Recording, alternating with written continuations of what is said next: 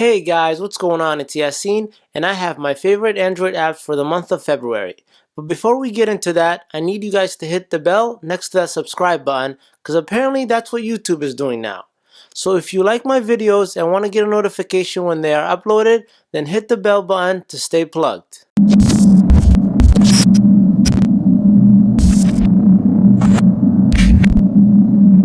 The first app on the list is a great new app called Mismatch.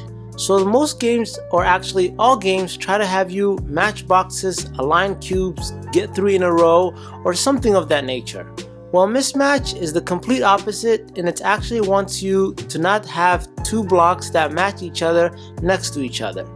This forces your mind to think differently and challenge yourself in a whole new way.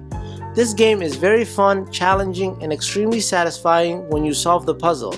As the levels increase, so do the number of blocks, which makes it more challenging. The only thing I wish the game had was some kind of background music or the option for that. But this app is fairly new, only being released on January 19th, 2017, so I'm sure it'll have that in the future. The next app on the list is 3D Parallax. This is a wallpaper app that has 3D wallpapers. So when you move your phone around in your hand, the wallpaper shifts and moves, causing a 3D effect. And this is created by having different layers within the wallpaper. What makes this app great is the plethora of options you have in the settings menu. You can change the lighting color, invert the layer speeds, add blur, and even adjust the horizontal and vertical movements to create the exact movement you like. There are a bunch of cool wallpapers in this app, so give it a try and let me know in the comment section down below which one you like. Love going out to eat but hate waiting? Then this next app is perfect for you, and it's called NoWay. Since it's February and Valentine's Day is around the corner, I hope this app will help you out if you end up in a last-minute restaurant hunt, but hopefully you won't. NoWay uses GPS location to pull up all the restaurants nearby and lets you know if there's a wait and how long the wait is.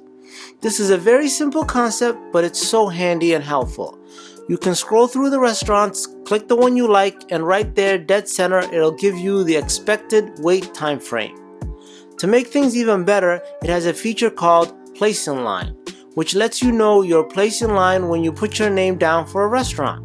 I still don't know how they pull up this information, but it's very helpful and now I use it all the time. Fourth on the list is another wallpaper app, and this one is called Musée Live Wallpaper, and I believe that's Russian for museum. This is a pretty awesome wallpaper app. It's not a fully live and moving all the time, but it does have this feature that lets you blur out the background with a double tap of your home screen and focus it back with another double tap. This alone can make Musée a great choice for your go-to wallpaper app. But when you tap into its huge collection of plugins, then it takes things to another level. There are plugins for NASA images, Architect, Earth images, Musée Reddit, and the list continues, with each plugin bringing different types of wallpapers. Your options are pretty much endless. Musée lets you adjust the wallpaper resolution to fit your phone and screen size, and also gives you the options to change your wallpaper hourly or all the way to every 24 hours. This can definitely help you keep your phone looking fresh. Up next, we have the best app for video chatting, and it has a fitting name by being called House Party. This app is like any other video chatting app out there, but on steroids. House Party lets you add multiple people to the same video chat. So if you and your boys are all watching the game but want a video chat to talk smack, then you can all get on this app without having to pass one phone around. When you first set it up, it shows you all the people that already have the app in your contacts and gives you the option to invite people that are not on there. But the best part to me about this app is the ability to be in a conversation and still be able to pop back on your phone's home screen and use your phone for something else. And don't worry, the group chat will float around on your display so you can still keep an eye on your conversation. The only downfall to this app is that it eats up battery like crazy, so just make sure you are near a plug or at least have a portable battery. The sixth app on the list is this great new game called Skydancer. Skydancer combines very soothing and calming music with high intense jumping and landing. As the developers put it, falling is just as important as running. This is an auto-running game that has the character taking huge jumps and leaps. Just tap on both sides of the screen and you'll take these enormous skydiving-like jumps and make these impossible landings, which are strangely satisfying. You steer your character while they're in the air by tapping either the left side or the right side of the screen based on which direction you want them to go.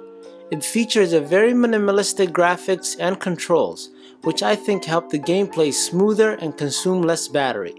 And as mentioned before, the background music is very calming and relaxing. Just have a listen.